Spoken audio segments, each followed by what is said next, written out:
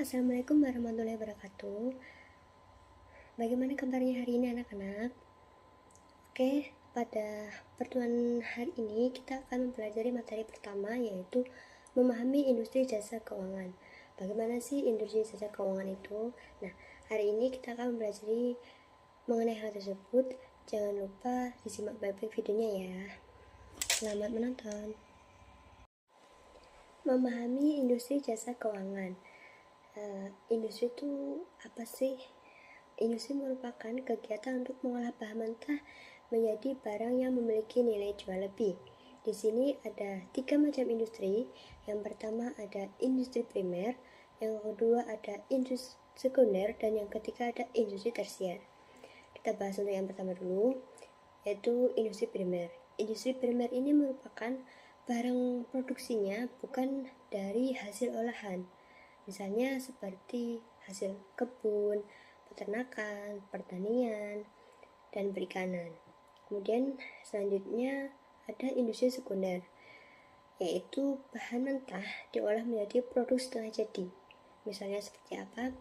Contohnya pemintalan benang sutra, komponen elektronik. Kemudian yang terakhir ada industri tersier, yaitu produksinya berupa layanan jasa. Apakah perusahaan jasa itu? Perusahaan jasa adalah perusahaan yang kegiatannya menyediakan berbagai pelayanan seperti keamanan kepada masyarakat yang membutuhkan. Kemudian jasa pada dasarnya memiliki ciri-ciri, yaitu jasa tidak mengakibatkan peralihan hak atau kepemilikan, terdapat interaksi antara penyedia jasa dan pengguna jasa. Produk yang ditawarkan berupa jasa tersebut. Perusahaan dan konsumen kesulitan untuk mengukur tingkat harga jasa. Yang terakhir ada produk yang ditawarkan tidak dapat disimpan dalam bentuk persediaan. Apa saja karakteristiknya? Ada 4 karakteristik. Yang pertama ada tidak berwujud, kedua ada heterogenitas, yang ketiga ada tidak dapat dipisahkan, dan yang terakhir ada tidak dapat tahan lama.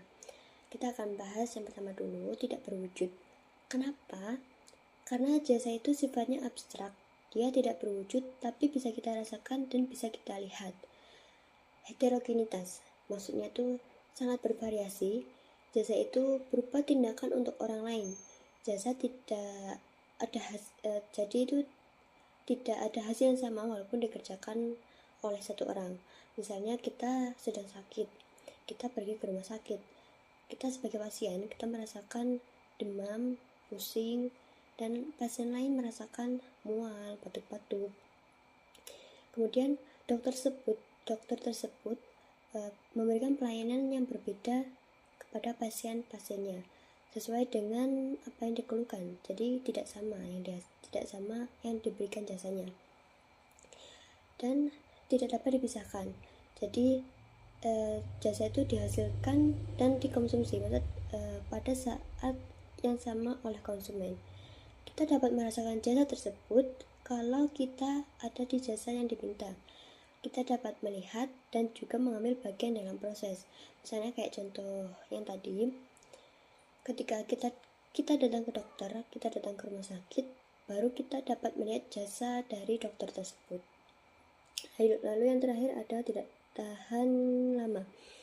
Berbeda dengan dagang. Kalau dagang kan dapat disimpan ya, dan tahan lama. Kalau jasa kan tidak dapat disimpan, jadi ya tidak tahan lama gitu.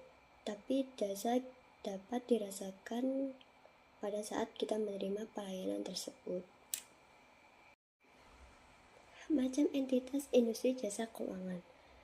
Lembaga keuangan merupakan suatu badan yang bergerak di bidang keuangan untuk menyediakan jasa bagi penggunanya.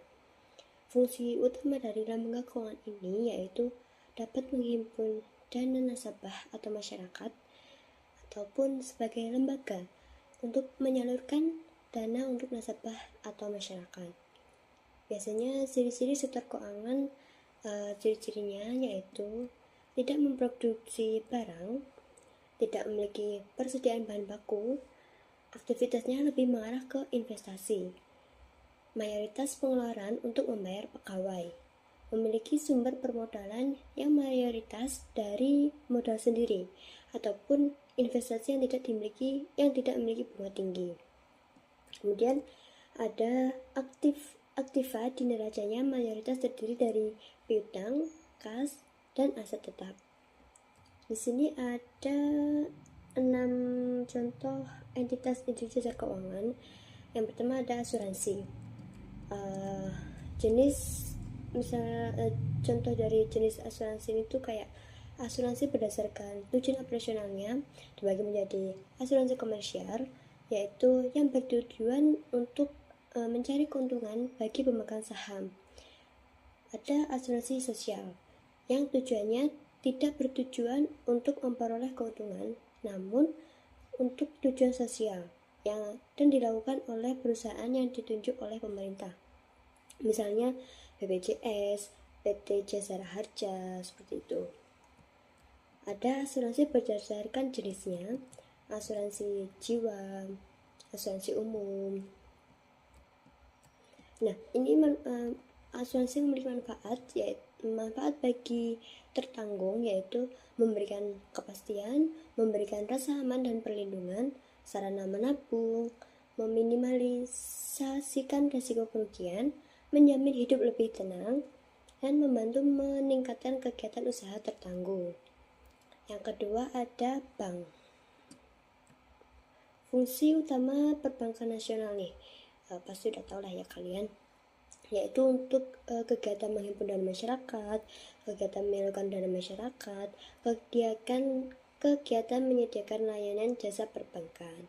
Jenis dari bank ini dilihat dari segi fungsinya, ada dua, bank umum dan bank perkreditan rakyat.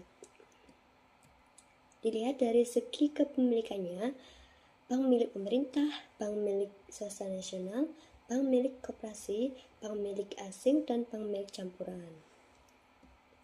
Dilihat dari segi status, bank devisa dan bank non-devisa. Dilihat dari segi cara menentukan harga, bank yang berdasarkan prinsip konvensional dan bank yang berdasarkan prinsip syariah. Produk dari bank ini ada tabungan, giro, deposit, kredit, dan layanan jasa. Lalu yang ketiga ada perusahaan pembiayaan. Perusahaan pembiayaan adalah badan usaha, jasa di luar bank, dan lembaga keuangan bukan bank. Misalnya kayak leasing. Manfaat dari pembiayaan ini, pembeli cukup membayar sebagian dari harga barang sebagai uang muka. Lalu ada persyaratan dan proses pembiayaan pada umumnya lebih mudah dan lebih cepat. Bunga yang dikenakan terjangkau dan jangka waktunya fleksibel. Pembeli dapat memperoleh barang yang dibutuhkan sekarang dan memanfaatkannya untuk kesejahteraan yang lebih baik. Resiko dari pembiayaan, konsumen yang menunggak pembayaran angsuran dapat dikenakan denda yang dihitung secara harian. Jika sampai waktu yang ditentukan masih menunggak, masih belum membayar, barang dibiayai harus diserahkan ke perusahaan pembiayaan. Jika akan melunasi sebelum waktunya, harus membayar bunga yang sudah disepakati tersebut. Jenis usaha perusahaan pembiayaan, contohnya pembiayaan konsumen, consumer finance, dan sewa guna usaha ataupun leasing. Lalu yang keempat ada pasar modal. Pasar modal merupakan kegiatan usaha jasa keuangan yang berhubungan dengan perusahaan publik yang berkaitan dengan efek yang diterbitkannya, penawaran umum dan perdagangan efek, serta lembaga dan profesi yang berkaitan dengan efek. Produk pasar modal ini ada saham, obligasi, reksadana. Ini istilah yang sudah sering kita dengar ya.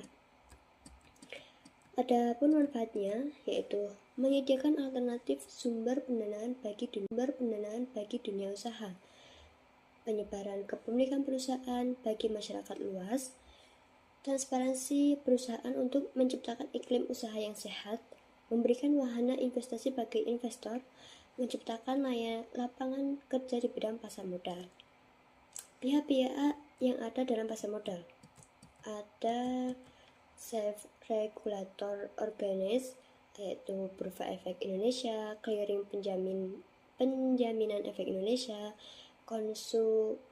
Kustodian Sentral Efek Indonesia, lalu ada pelaku pasar modal, emiten, investor. Perusahaan efek, ada perantara perdagangan efek atau broker dealer, penjamin emisi efek, underwriter, manajer investasi atau investment manager. Ada lembaga penunjang yaitu Biro Administrasi Efek, Kustodian, Wali Amanat, Pemeringkat Efek. Dan ada profesi penunjang pasar modal. Ada akuntan, konsultan publik, penilai, notaris, profesi lain yang ditetapkan peraturan pemerintah. Yang kelima ada pegadaian. Karakteristik dari pegadaian yaitu pinjam-meminjam, jaminan berupa benda bergerak, jaminan utang terbatas pada barang yang diserahkan, benda gadai dikuasai penerima gadai, dan ada perjanjian utang piutang. Keunggulan dari produk gadai tersebut yaitu waktu yang relatif singkat untuk memperoleh kredit, persyaratan yang sederhana, barang yang digadaikan dijamin keamanannya. Besarnya jumlah gadai tergantung pada nilai barang jaminan yang diberikan. Kalau untuk barang jaminan, jenis barang bergerak yang dapat dijadikan jaminan, misalnya seperti perhiasan emas, berlian, kendaraan, barang elektronik, mesin, dan peralatan rumah tangga.